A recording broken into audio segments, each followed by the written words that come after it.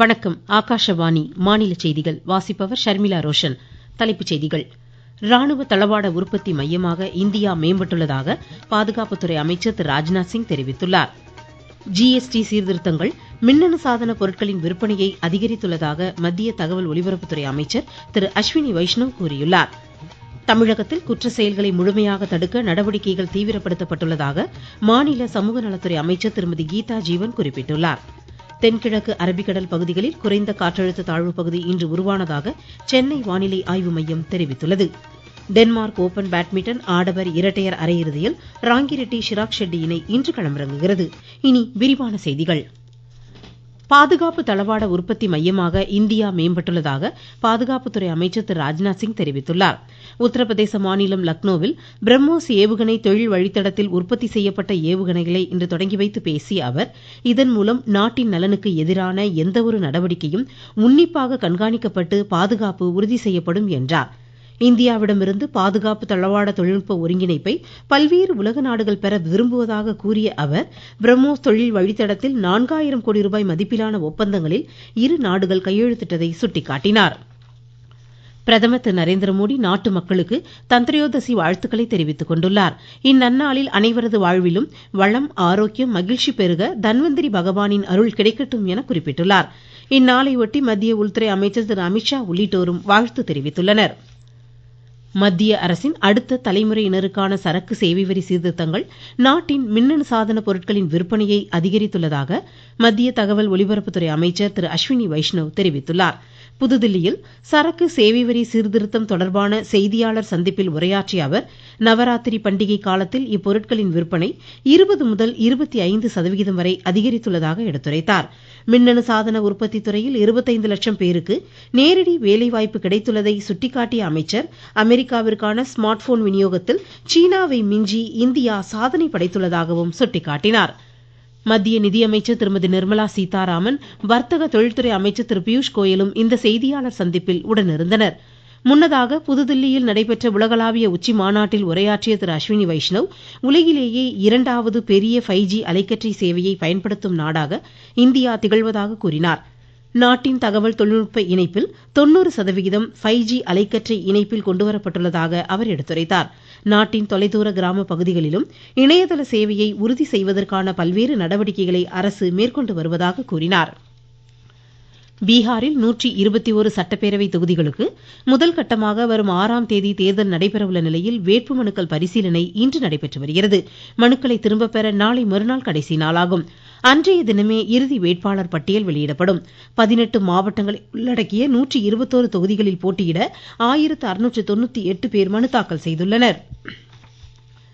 கோவையில் கடந்த 9ஆம் தேதி நடைபெற்ற உலக புத்தொழில் மாநாட்டின் மூலம் 127 கோடி ரூபாய் மதிப்பிலான 23 புரிந்துணர்வு ஒப்பந்தங்கள் கையெழுத்தாகியுள்ளதாக தமிழக அரசு தெரிவித்துள்ளது.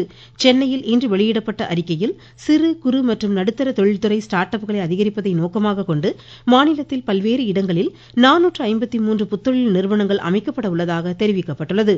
அனைவருக்கும் சம வாய்ப்பு மற்றும் பயனாளிகளுக்கான மானிய நிதியை அதிகரித்தல், உலகளாவிய வர்த்தக தொடர்புகளை உறுதி செய்தல் உள்ளிட்ட நடவடிக்கைகளால் தொழில் வளர்ச்சி அதிகரித்து ஏராளமானோருக்கு வேலைவாய்ப்பு உறுதி செய்யப்படும். நீங்கள் கேட்டுக்கொண்டிருப்பது ஆகாஷவாணியின் மாநில செய்தி அறிக்கை. நாட்டு மக்களுக்கான வரலாற்று சிறப்புமிக்க மோடி அரசின் தீபாவளி பரிசு சரக்கு மற்றும் சேவை வரி குறைப்பு. மருத்துவம் மற்றும் ஆயுள் காப்பீட்டிற்கான வரி முழுமையாக ரத்து. 36 உயிர்காக்கும் மருந்துகள், அடுத்த தலைமுறைக்கான சீர்திருத்த நடவடிக்கைகளில் மாணாக்கர் பயன்படுத்தும் கல்வி உபகரணங்கள் மீதான வரி ரத்து. வீட்டு உபயோக மின்னணு பொருட்களுக்கு வரி குறைப்பு. பால் பொருட்கள் மீதான வரி 12% 5% குறைப்பு. வேளாண் இயந்திரங்களுக்கான வரியும் 5% குறைப்பு. வளர்ச்சியடைந்த இந்தியாவிற்கான பயணத்தில் நரேந்திர மோடி அரசு தொடரும் சீர்திருத்த நடவடிக்கைகள்.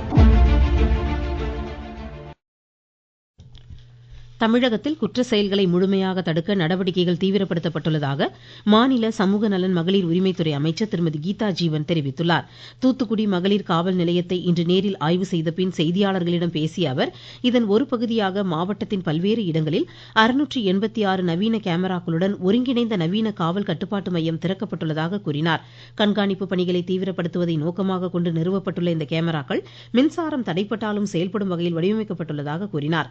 மகளிர் நலனை உறுதி செய்ய பல்வேறு நடவடிக்கைகள் எடுக்கப்பட்டு வருவதாக கூறிய அமைச்சர் குடும்ப வன்முறை தொடர்பான புகார்களை 181 என்ற எண்ணில் தெரிவிக்குமாறு அறிவுறுத்தினார்.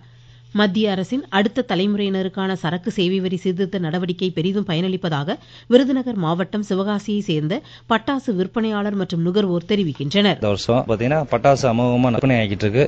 மக்கள் அவ்வளவு வரவேற்பு கொடுக்கறாங்க. வரி குறைப்பு இந்த மாதிரி விஷயங்கள்லாம் நிறைய இந்த வருஷம் நடந்ததுனால மக்கள் அமோகமா சந்தோஷத்துல வாங்கிட்டு இருக்காங்க. போன வருஷத்தோட இந்த வருஷம் வெடிகள் சீக்கிரமே விற்பனை ஆகிறது. பட்டாசு வெடிக்கும் போது அதுல இருக்கிற சந்தோஷம் ட்ரெஸ்ஸையும் ஸ்வீட்டை விட டபுள் மடங்கு. இந்த வருஷம் புது புது ரகங்கள்லாம் வந்திருக்கு. நம்முடைய மத்திய அரசு என்ன பண்ணிருக்குன்னா ஜிஎஸ்டி குறைச்சிருக்காங்க. சோ இது எங்களுக்கு இந்த வருஷம் தீபாவளி டபுள் டமாக்கான்னு சொல்லுவாங்கல்ல, அந்த மாதிரி இரட்டை மகிழ்ச்சி. சோ இந்த வருஷம் தீபாவளி மழை பெஞ்சாலுமே நாங்க பெரிய அளவுல செலிப்ரேஷன் பண்ணிருக்கோம்.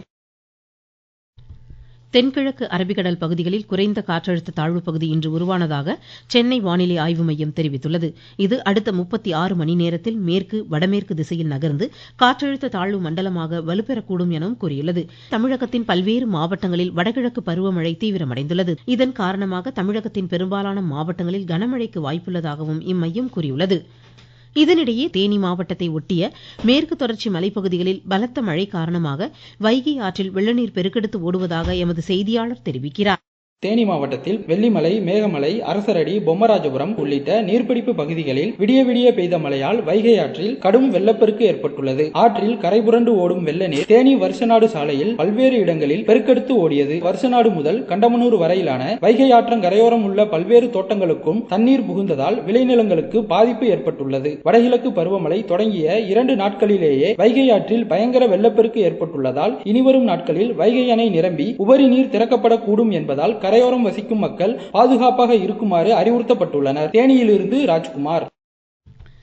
கன்னியாகுமரி மாவட்டம் குழித்துறை தாமிரபரணி ஆற்றில் வெள்ளப்பெருக்கு ஏற்பட்டுள்ளதால் பொதுமக்கள் எச்சரிக்கையுடன் இருக்குமாறு அறிவுறுத்தப்பட்டுள்ளதாக எமது செய்தியாளர் தெரிவிக்கிறார். வடகிழக்கு பருவமழையானது தீவிரமடைந்திருக்கும் சூழ்நிலையில் கன்னியாகுமரி மாவட்டம் முழுவதும் 918.9 மில்லிமீட்டர் மழை பதிவாகியுள்ளது. இதன் காரணமாக தாமிரபரணி ஆற்றில் வெள்ளப்பெருக்கு ஏற்பட்டிருப்பதால் குளித்துறை சப்பாத்து பாலத்தில் போக்குவரத்து தடை செய்யப்பட்டுள்ளது. 2 புறங்களிலும் தடுப்பு வேலி அமைத்து பொதுப்பணித்துறையினர் தீவிரமாக கண்காணித்து வருகின்றனர். வெள்ளப்பெருக்கு காரணமாக ஆற்றில் குளிக்க தடை விதிக்கப்பட்டிருக்கிறது. அதேபோன்று ஆற்றின் கரையோரம் இருப்போர் பாதுகாப்பாக இருக்க எச்சரிக்கை விடுக்கப்பட்டுள்ளது. கன்னியாகுமரியிலிருந்து குமரன், விவேகானந்த். மேற்கு தொடர்ச்சி மலைப்பகுதிகளில் கனமழை காரணமாக முல்லைப் பெரியாறு அணையின் நீர்மட்டம் 136 அடியை எட்டியுள்ள நிலையில் 8 மதகுகள் வழியாக உபரிநீர் வெளியேற்றப்படுவதால் வல்லக்கடவு, சப்பாத்து, உப்புத்தாரா உள்ளிட்ட பகுதி மக்களுக்கு எச்சரிக்கை விடுக்கப்பட்டுள்ளது. தூத்துக்குடி உப்பாற்று ஓடையிலிருந்து 1500 கனஅடி நீர் வெளியேற்றப்படுவதால் காலங்கரை, குளையன், கரிசல் உள்ளிட்ட கிராமங்களைச் சேர்ந்த பொதுமக்கள் பாதுகாப்பாக இருக்குமாறு அறிவுறுத்தப்பட்டுள்ளனர். தேனி மாவட்டம் சுருளி, மேகமலை அருவிகளில் மற்றும் குற்றால அருவிகளில் வெள்ளப்பெருக்கு ஏற்பட்டுள்ளதை அடுத்து சுற்றுலா பயணிகளுக்கு தடை விதிக்கப்பட்டுள்ளது. காஞ்சிபுரம் மாவட்டத்தில் விபத்தில்லா மற்றும் மாசற்ற தீபாவளியை கொண்டாட பொதுமக்கள் ஒத்துழைக்க வேண்டும் என மாவட்ட ஆட்சித்தலைவர் திருமதி கலைச்செல்வி மோகன் அறிவுறுத்தியுள்ளார். திருவாரூர் மாவட்டத்தில் இதமான சூழல் நிலவுவதால் தீபாவளி பண்டிகை வியாபாரம் தொய்வின்றி நடைபெறுகிறது. துலா மாத பிறப்பை ஒட்டி மயிலாடுதுறை மாவட்டம் திருவெண்காடு அருள்மிகு ஸ்வேதாரண்யேஸ்வரர் திருக்கோவிலில் சிறப்பு தீர்த்தவாரி இன்று நடைபெற்றது.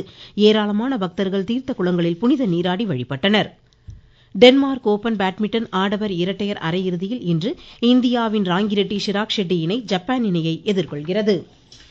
இந்திய, ஆஸ்திரேலிய அணிகளுக்கு இடையிலான முதலாவது ஒருநாள் சர்வதேச கிரிக்கெட் போட்டி பெர்த்தில் நாளை நடைபெறுகிறது. இரு அணிகளுக்கிடையே 3 ஒருநாள் போட்டிகளும் 5 டுவெண்டி போட்டிகளும் நடைபெறவுள்ளன. மீண்டும் தலைப்புச் செய்திகள். ராணுவ தளவாட உற்பத்தி மையமாக இந்தியா மேம்பட்டுள்ளதாக பாதுகாப்புத்துறை அமைச்சர் திரு ராஜ்நாத் சிங் தெரிவித்துள்ளார்.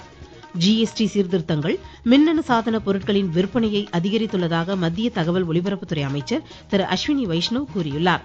தமிழகத்தில் குற்ற செயல்களை முழுமையாக தடுக்க நடவடிக்கைகள் தீவிரப்படுத்தப்பட்டுள்ளதாக மாநில சமூக நலத்துறை அமைச்சர் திருமதி கீதா ஜீவன் குறிப்பிட்டுள்ளார். தென்கிழக்கு அரபிக்கடல் பகுதிகளில் குறைந்த காற்றழுத்த தாழ்வு பகுதி இன்று உருவானதாக சென்னை வானிலை ஆய்வு மையம் தெரிவித்துள்ளது. டென்மார்க் ஓபன் பேட்மிண்டன் ஆடவர் இரட்டையர் அரையிறுதியில் ராங்கிரெட்டி, ஷிராக் ஷெட்டி இணை இன்று களமிறங்குகிறது. இத்துடன் இந்த செய்தியறிக்கை முடிவடைந்தது.